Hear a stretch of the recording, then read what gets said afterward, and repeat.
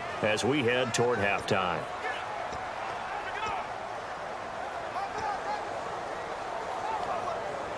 So the offense has it 1st and 10.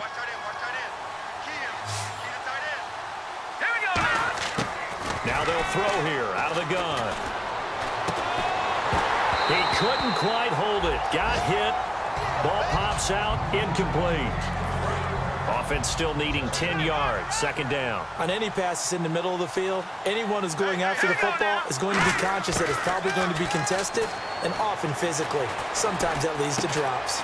It's caught inside the 25. So we have reached halftime with our score.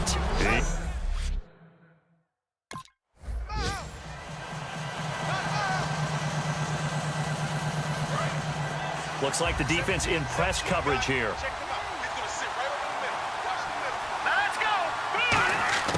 They'll come out throwing here on 1st down. Getting it out left side to Sanu.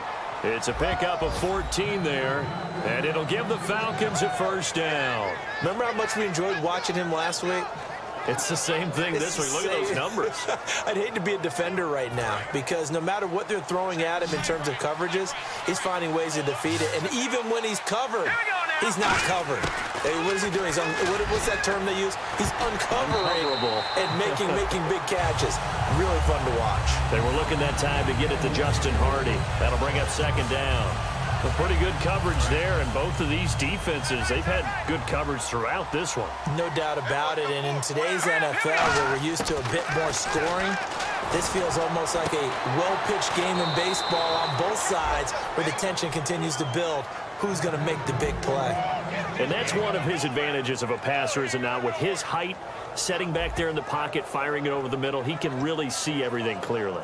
It is, and I know that other quarterbacks get it done different ways, all right? You don't have to be his height to make a great play, but what he does is he takes away having to make those slide steps in the pocket to find angles to throw the ball through. He just throws right over the top of it because he can see everything, and sometimes that saves time and gets the ball to a receiver quicker. When the 4-3 defense is functioning really well, you know who stays what we call clean and no one gets to him? The guy playing the middle linebacker position, the guy we call Mike. That means the defensive front is eating up all the blocks and just let him go to the football and make a play. A good run as he works his way for 9 that time, and it'll leave him with a 3rd and just a few inches.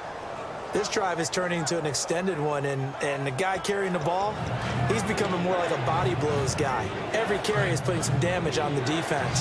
So after a while, I'm not too sure how many guys are going to want to run up and tackle him. They come out here in the eye. It's a gain of 3, and it gets him the 1st. I don't know about you, but I like this call. 3rd and inches, and instead of worrying about getting it back to a running back and maybe there's some penetration from the defensive front, just go ahead and take it, move forward, and pick up the 1st down. And as we say often, shows confidence in your offensive line. So they pick up the 1st down after the run, and now they approach for the fresh set.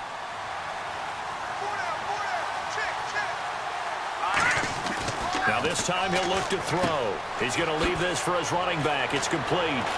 Sheds a 2nd man. He's building up some momentum, isn't he? Give him 9 on the play, and it'll be 2nd and about a yard. And at his size, he's a smaller back. You can get him to football. He can kind of get lost, make someone miss. It's good for him. Yeah, it's great for him. I like what you said there. Sometimes he gets lost in the traffic a little bit, but get him out in the open field into some space. That plays to his strengths the best and keeps him out of it where all the big boys are, you know, make someone miss in the open field. It's a 7-yard gain there, and it's good enough to move the chains. And 3rd quarter here, you've got the lead. This is where that strong run game can really benefit you. Stayed in bounds there, kept the clock going. I like all the points you just made there. And if you throw the football and it's incomplete, now you've stopped the clock and you've helped out the guys on the other side of the ball. So keep it in the hands of those runners. Keep moving it. Keep grinding clock. Let's go. From the red zone now, they'll look to throw. Throwing over the middle, and it's incomplete. He was looking for Mohamed Sanu there, and that'll bring up 2nd down. Well, sometimes you just have to take things into your own hands, don't you? I mean, the offense is really struggling in this game. They're the ones keeping things going. They have to continue to play at that level.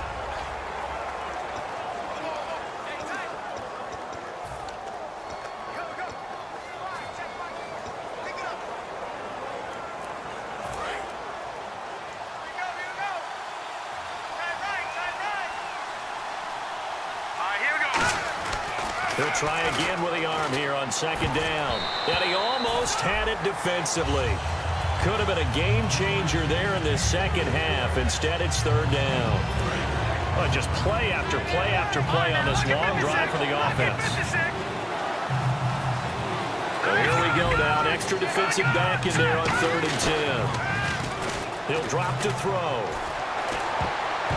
And almost intercepted. Would have been a huge pick in the end zone, but as it stands, that brings up 4th. Not only did they drop, but looked like an interception in the end zone, they blew a golden up.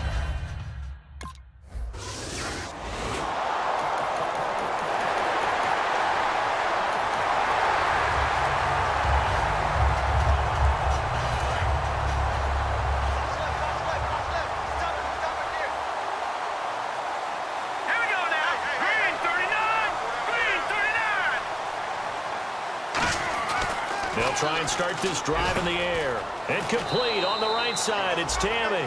That throw good for 4. It's second down. How about the timing on that one? Where they were in sync, weren't they?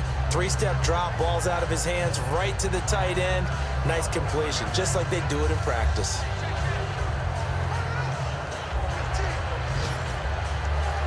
And they're 6 yards away from picking up the first here on second down.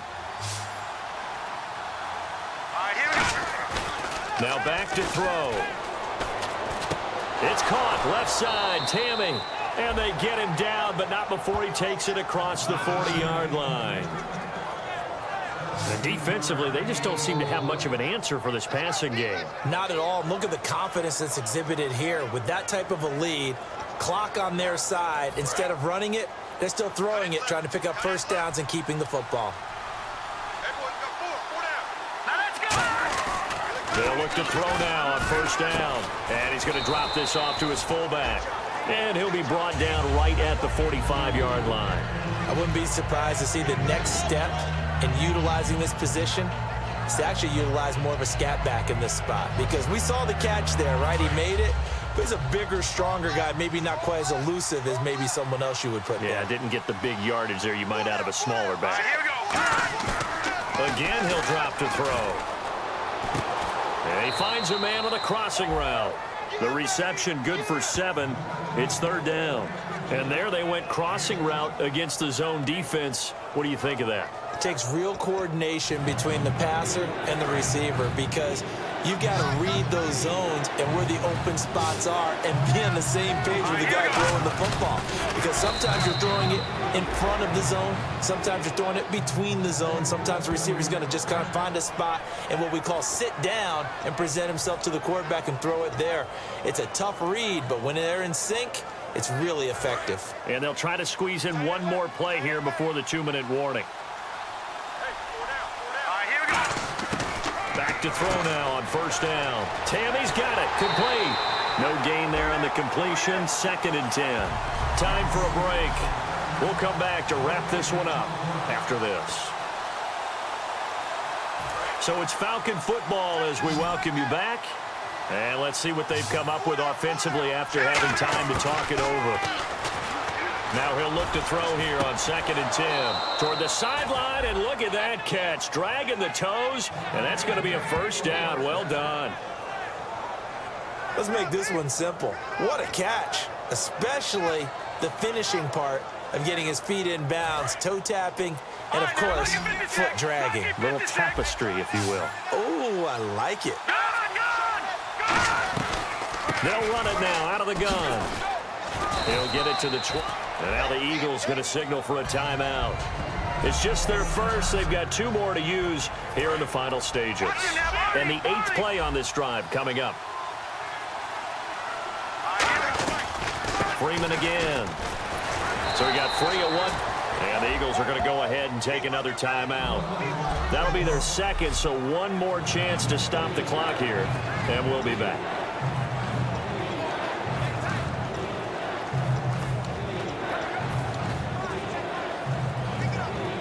Play number 9 set to come here on the drive on 3rd and 2. They'll set up to throw. Dancing to his left. And he picks up the first down yardage as he takes this one down to the 15. And now following that timeout, the defense back out onto the field. And a really long drive here, and it goes on and on.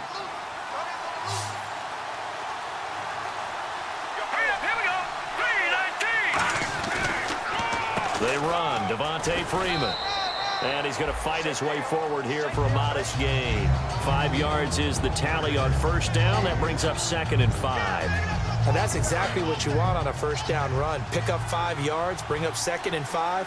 The defensive line, though, they've got to figure out a way to out-leverage the guys up front because the offensive line is winning at the point of attack. Oh, the ball comes out on the hit, but they'll say it's incomplete. It's a tried-and-true formula, and I don't think it'll change for as long as we play football. If someone's trying to throw the ball and you can put pressure on them and make it tough, that's only going to help your defense. Yeah, he sensed being hurried. He got rid of it before taking the hit, but incomplete. This will be caught at about the 5. 5 yards on the pickup, and that'll bring up 4th down.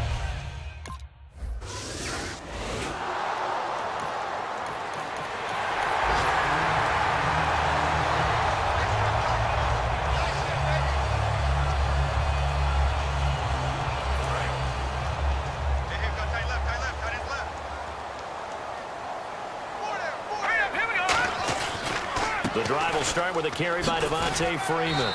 And he'll get this across the 40 and up to about the 42-yard line. They give him 4 yards there. It'll be 2nd and 6. Not a run that you're going to write home about, but still a good first down run. That's what an offense calls staying on schedule. 3 to 4 yards on first down, you're set up very well for the rest of the drive.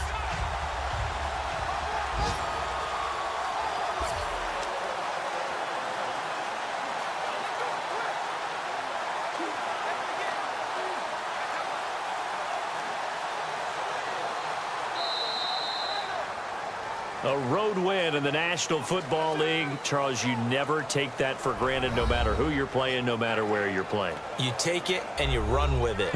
And you know you primed the pump all week in your own home facility. No one thinks we can do this. Only people who believe are right here in this room. And then you go on the road, band together, and get it done. So for Atlanta, the great run they've been on continues as they move to 9-1 now. And they'll be able to enjoy this one through the bye week before they get back at it again. Meanwhile, for Philadelphia, they'll lose an important one here as that drops them to 5-4 on the season. And they'll be on the road next week as they get a date with the Seahawks in Seattle.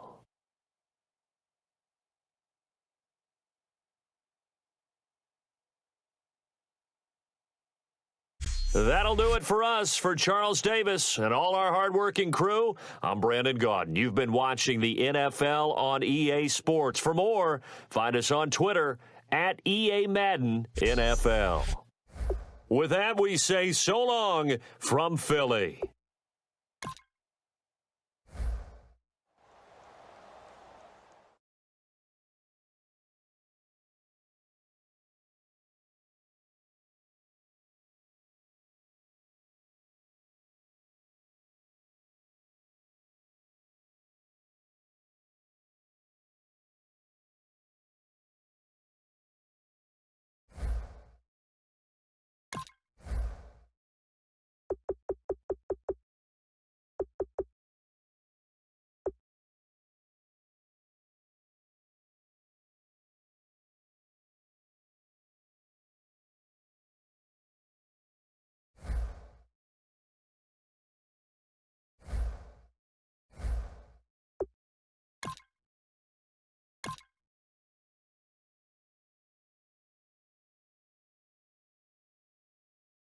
Kick off your week by installing your game plan.